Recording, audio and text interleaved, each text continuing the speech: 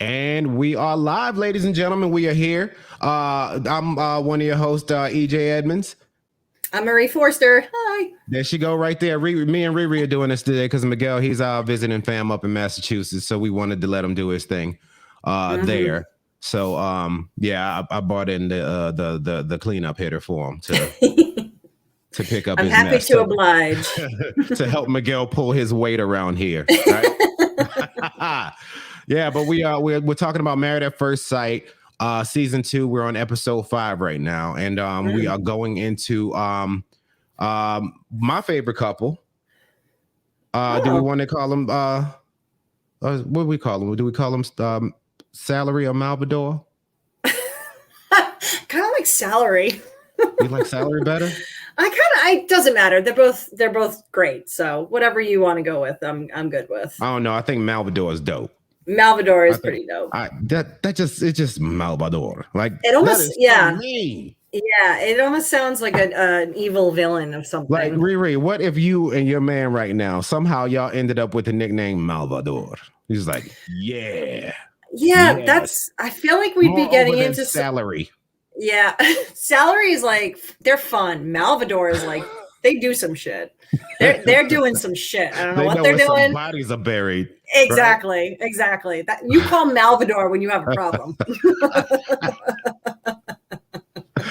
Oh shit! All right, I'll talk about them. Okay, so we cut to them and Salvador says he felt some kind of way when he saw Jared and Mallory talking for a long time, and you know he explained like the trip's been a lot. There's been a lot going on, and let's not act like he wasn't fucking hammered when he did that talking head at the end of the thing. So he might have just been feeling a little emotional.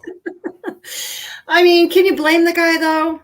I like Salvador. I feel like Salvador, I think out of all of these people, I feel like he's one of the most sincere and sensitive people, you know? Like I think he just genuinely is a caring person and he's just wanting to make this work.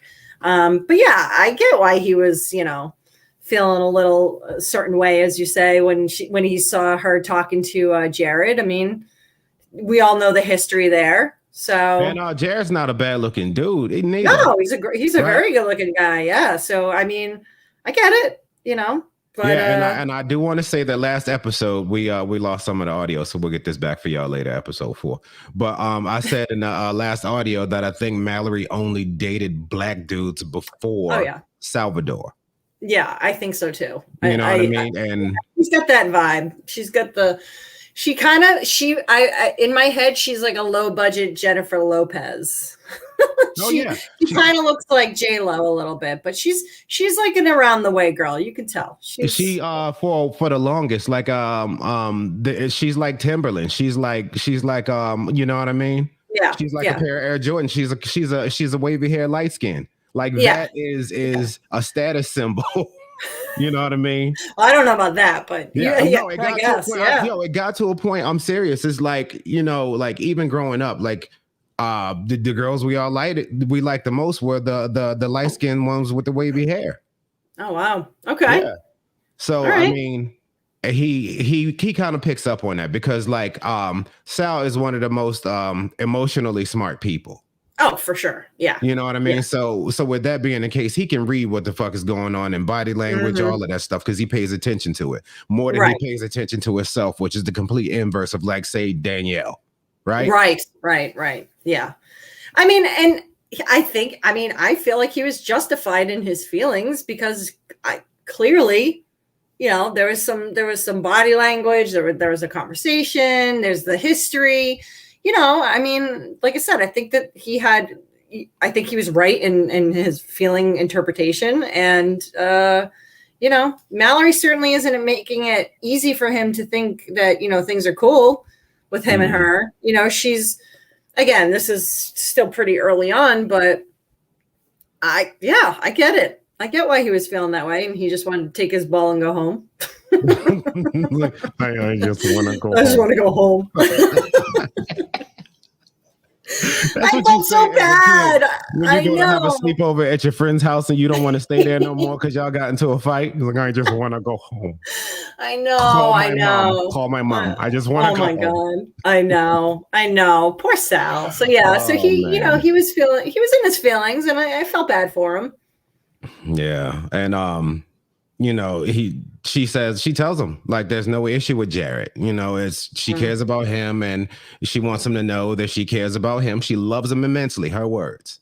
And then Salvador says some more Salvador shit. He was like, every day I know it's a choice. I know it's a choice every day, but at the end of every day, I want us to choose each other. Me. I know. Yeah.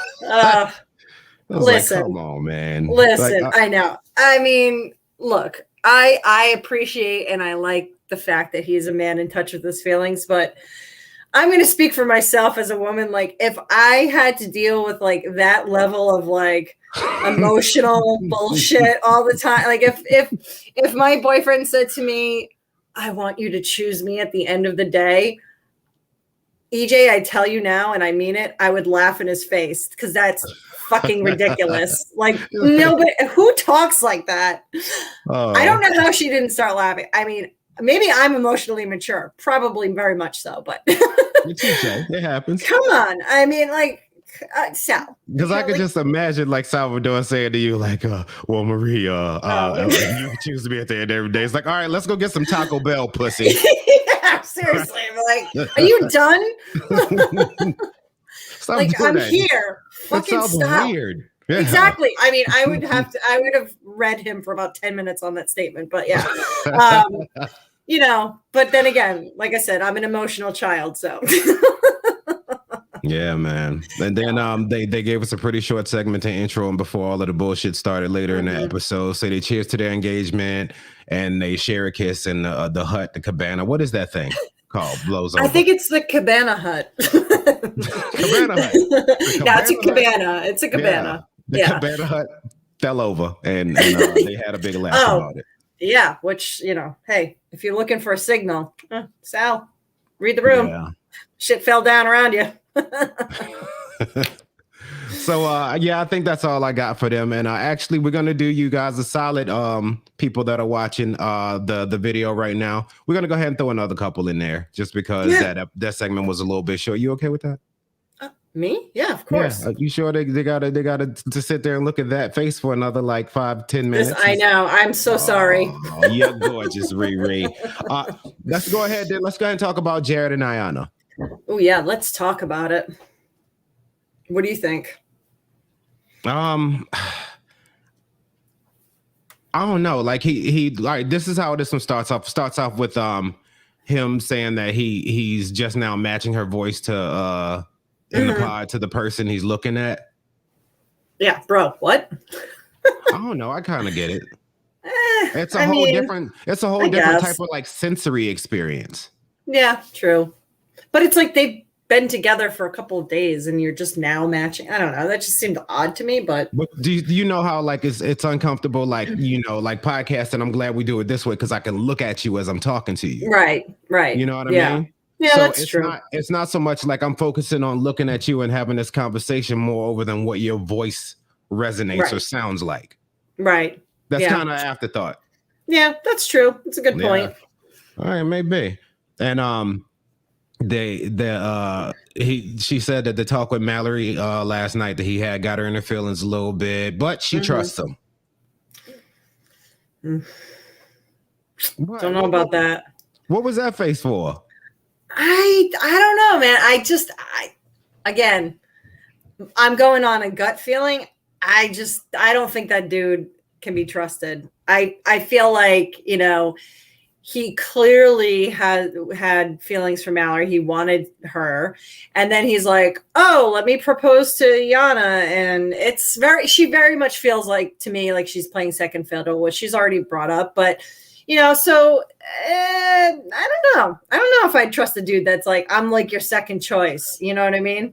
All right, I get it. And you see the way she's moving through this whole thing. It's like she's basically like Jared got her. Like, I mean, that's what it's like. Jared got her stuck. Like, Yeah, and it's exactly. almost to a point she doesn't even want to confront him. She's just like, timidly like pressing Mhm. forward and like, please don't hurt me. Yes, that's a very good point. I agree. I feel like she maybe lacks the confidence, or yeah, the confidence to confront him more about this stuff, because I feel like she tries in some ways, but then, I think he's a very much bigger personality than her. And I mean, listen, that guy can fucking sell ice to an Eskimo. I mean, I feel like he's very good at, explaining his way out of stuff. So I think that she still has those hesitations, but she's just afraid to voice them because, like you said, maybe he'll be like, all right, well, fuck it, and leave. So I think she has a lot of conflicting feelings. I think she does genuinely care for him and probably loves him, but but also understands that she was not his first choice. And I think that's a sticking point for her. Yeah. I mean, even when she went into talking about like just trying to find a very nice way Mm-hmm. to be like, look, I'm uncomfortable with this. Why instead of just saying, look, I'm uncomfortable with you, like, kicking Yeah. it with your exes like that. Right. Which would have been all that needed to be said. She's like, look, when I break up with people, I usually I'm not friends with my exes Mm-hmm. and everything. Is like, and basically it's like, how do you feel about that? Basically saying, look, I'm not okay with this. Do you Right. hear me? Do you hear me? Exactly. Yeah, and he didn't. He's like, no. Man. So yeah, I think Yeah. that she's so sweet. I find her to be like, she's so sweet. She's a beautiful woman. She's very smart. And to me, every time I see them together, I'm just like, girl, like, ugh, I don't know. Like, I feel like she's probably going to get hurt, but we'll see. Oh. But then he did the same thing you were talking about before, like just being slick with the words. Mm-hmm. Remember? Yeah. And he says, like, look, I mean, I just don't believe in burning bridges. Like, I wouldn't talk to the ex every damn Yeah. day or nothing. You know what I mean? Uh-huh. But I do feel like it's up to me as your man to navigate the situation properly. Right. And in your head, you're like, all right, that kind of makes sense. Like, I would understand. Like, maybe she could get you a job somewhere or something. Or, Listen, that dude went out. That was such a friggin' stupid fucking example. Like, well, she could be working in HR in a place I want to get a job. I'm like, bro, that is not why you're keeping your exes as your friends. Like, they stop barely it. write that shit in the movies anymore. That don't Exactly. happen like that. Like, no. Like, let's be honest. What you're doing. Like, I mean, and again, just be honest. But saying that potentially they could be somebody that could get you first, and that just. That whole conversation did not sit well with me. So it's like, oh, okay, so you're just an opportunist. Like, what are you trying to say, Jared?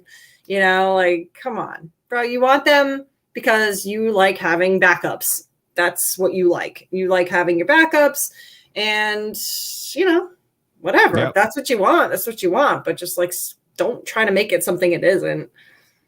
So.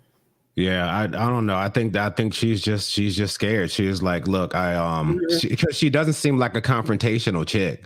She seems like just like a really sweet girl. She's so sweet. Yeah, she totally seems like she's just a very sweet, sincere, loving kind of girl. And he is, and he's a very good-looking, charming guy. I get it, and sometimes you just want to believe something of somebody, and I think she's trying to do that. He's like the 50 Cent of Love is Blind. Like, you know what I'm saying? 25 cent. Yeah, he's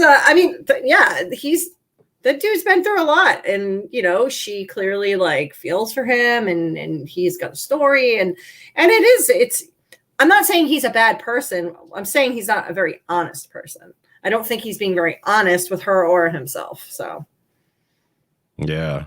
Like in one of the moments I saw that, you remember back in the pods, when Jared first told Ayanna about where his friend stabbed him. Mm-hmm. And this was fresh off of her. You know what I mean? And it just makes me uncomfortable to even say this. Her talking about the sexual assault she had. Yeah. Yeah. You know what I mean? And fresh off of that, she was able to give that much, You know what I mean? I know. That much of her emotions to what he was going through. I know. It's like, yo, that's big. That is big. Right? She's had a very, from what she's shared, she's had a very difficult life by most people's standards. Like she was in foster care and the adoption stuff and the back and forth. And so, I mean, I'm listening to her. I'm like, oh my God, and she's had all of these things happen. And she, again, seems to be just so empathetic and sweet and caring. I mean, if all that shit happened to me, I would be such a motherfucker. I would probably be so fucked up over it. So, she clearly has a good head on her shoulders. She's probably had a lot of therapy and work and stuff. So she's good in my book. And again, I just think that Jared. Oh no, like she lost her shit over getting a Polaroid camera as a gift. Like literally lost her shit. That was the greatest thing in the world to her. Yeah, I know. She's a sweet girl. He better not fuck with her, because let me tell you something. He's gonna become 10 Cent. you gotta slide in his DMs. No, probably not. But I'm gonna do all that. I'm gonna hate him from a distance. Yeah, I'll just from a safe distance where no one will see me. I'll just hate him. Yeah, man. Yeah, no, she's one of the few that I enjoy out of the mainly insufferable people on this show. How do you think? What do you think if like Ayanna Dore was a couple? Do you think that would have went well? Ooh, Ayanna Dore would have hit? Yeah, I do. I think so. I think they would just be these two little sweeties, just and her little laugh and his singing. Oh, it'd be so cute. I love it. Standing there at an open door, like you go, no, you go, no. I know nothing would get done. They'd be apologizing to death. But they'd be so cute. Oh, I think that would be such a cute little couple. Yeah, man. Maybe we should run it back and have that happen instead. Seriously. Yeah, man. But hey, for everybody that's watching on the live, that was fun. I'm glad y'all got to see that. I got some good laughs out of that one. Me too. But I just want to let y'all know I didn't put any of the banners up. My bad. Miguel will talk some shit to me about that later. Because I like my keyboard's noisy, man. I don't want to mess the audio up. Yeah. Yeah, you know what you hear watching. It says Love is Blind up there. Go fuck yourself. All right. No, but go fuck yourself. Give me $1. Yo, so for everybody that's watching the live, thank y'all very much. Patreon is $1. Make sure you go and do that. Down here at the bottom, make sure you like and subscribe. Leave us some comments too, because I think that shit matters. Show us some love. Or if you hate us, show us some hate. We're big enough for that too. I don't want to see that. You're not strong enough for that yet? Dude, no. I am way too sensitive for that. All right. Well, just don't hate on Riri, because she don't like that. Don't hate on Riri Danielle Forster over here. Okay? Oh my God. How dare you? Oh, I think we ain't friends no more. I think I just crossed the line. Yeah, I'm sorry. I'm sorry. All right. Yeah. No, bring it on. Whatever you got, bring it on. Let's see. Yeah. But just on my podcast, we have over 300 episodes just as fun as this one, backlogged in the Patreon. We have a bunch of shows we do. Riri does Darcy and Stacy with Miguel. We do Married at First Sight. We do all the Love After Lockups. We do all of the 90 Day Fiancés. So if you're a reality TV junkie like us, come join the fam. Come hang out with us. This is what we do. Like this is what I like about this. As comedians are people watchers. Oh, yes. I think comedians are made to recap reality TV shows. This is what we were made for. Yes. Yes, because it's people watching, and then we just sit here and say, what did you think of that person that you watched? Like, that's what we do. Yeah. I mean, it's this is like my favorite thing to do. I love first glance, figuring out a person, seeing if I'm right, doing I get backstories of these people in my head. I mean, it's a whole thing. I love it. So but it's a lot of fun. So let us kill the brain cells for you. You guys can just enjoy it, watch it, not think about it. And then, we use the little brain cell power that we have to analyze. So yeah, we don't have much. So you get it all put into these. That's right. Don't expect much else. Don't expect us to invent any cures for anything. No, please You're God, not gonna no. do that. No. Yeah. All right, but yeah, for the people on the video, it's been real. We're about to hop off here, and for the people that are in the audio, we're gonna go ahead and move on to the next couple before we get to the meat and potatoes of this whole thing. All right.